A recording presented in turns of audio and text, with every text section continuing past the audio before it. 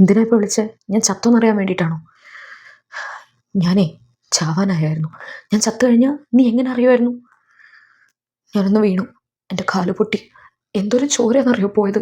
എനിക്കിപ്പോൾ എൻ്റെ കാല് അനക്കാൻ പോലും പറ്റണില്ല. ഞാൻ നിനക്ക് വാട്സപ്പിൽ ഫോട്ടോ അയച്ചിട്ടുണ്ട്, നീ നോക്ക്. തൂക്കിയല്ലോ നാഥ. പെയിൻറ്റോ? എന്ത് പെയിൻറ്റ്? ഓ, പെയിൻ്റല്ലേന്ന്. അപ്പം നീ ഇപ്പം എന്നെ സംശയിക്കുകയാണല്ലേ? ആയിക്കോട്ടെ. ഇത്രയും എൻ്റെ കാല് മുറിഞ്ഞ് ഇത്രയും ചോര പോയിട്ട് പെയിൻ്റ് അല്ലേന്ന് ചോദിക്കാൻ നിനക്ക് എങ്ങനെ തോന്നുന്നു? നിനക്ക് എന്നോട് എന്തെങ്കിലും ഇഷ്ടമുണ്ടോ? എന്തെങ്കിലും താല്പര്യമുണ്ടോ നിനക്ക് എന്നോട്?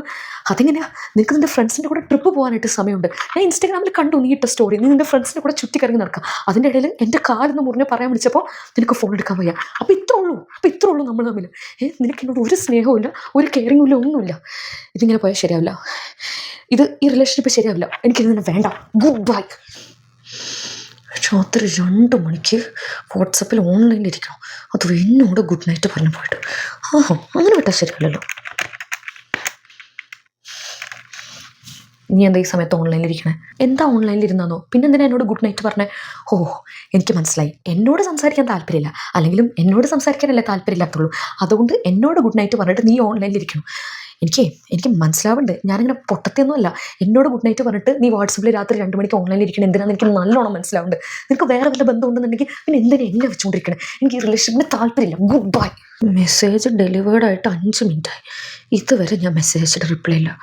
ഓ, ഇപ്പോൾ എന്നോട് താല്പര്യം ഉണ്ടായിരിക്കില്ല.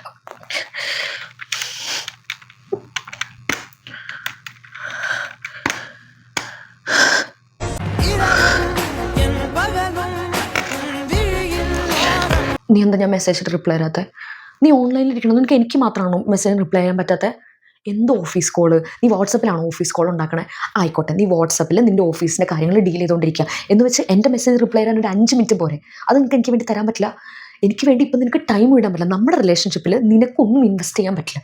ഞാൻ മാത്രമല്ല ഇൻവെസ്റ്റ് ചെയ്ത് കഴിഞ്ഞാൽ ഈ റിലേഷൻഷിപ്പ് മുന്നോട്ട് പോവില്ല. ഇത് ശരിയാവും തോന്നുന്നില്ല.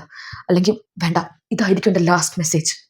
നിനക്കെന്നെ വേണ്ടാത്തൊരു ഈ ലോകത്ത് ഞാൻ എന്തിനാ ജീവിക്കണേ? നീ എന്നെ ഒരിക്കലും കാണില്ല. എൻ്റെ മെസ്സേജ് നിനക്കൊരു ശല്യം എനിക്കറിയാം. ഇനി ഒരിക്കലും ഞാൻ നിനക്ക് മെസ്സേജ് അയക്കില്ല. ഇതെൻ്റെ ലാസ്റ്റ് മെസ്സേജ് ആയിരിക്കും.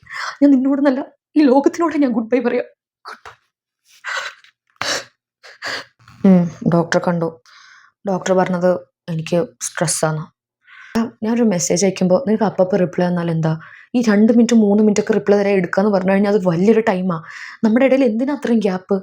എപ്പോഴാണ് നമ്മുടെ ഇടയിൽ ഇത്രയും ഗ്യാപ്പ് വരാൻ തുടങ്ങി? 2 മിനിറ്റ് 3 മിനിറ്റ് ഇത്ര ഗ്യാപ്പൊന്നും നമ്മുടെ ഇടയിൽ ഉണ്ടായിരുന്നില്ല. കണ്ടോ, എനിക്ക് സ്ട്രെസ്സ് വന്നു.